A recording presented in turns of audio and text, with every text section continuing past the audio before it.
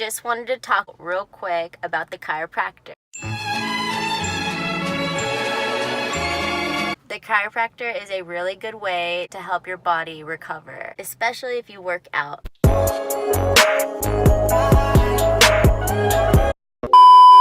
Something called a subluxation. When your spine doesn't really align, you can have multiple subluxations at one time.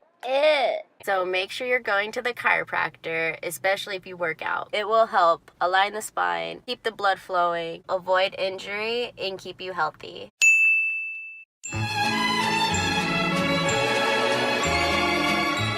Post-chiropractic, after my adjustment, I feel so great right now. Amazing.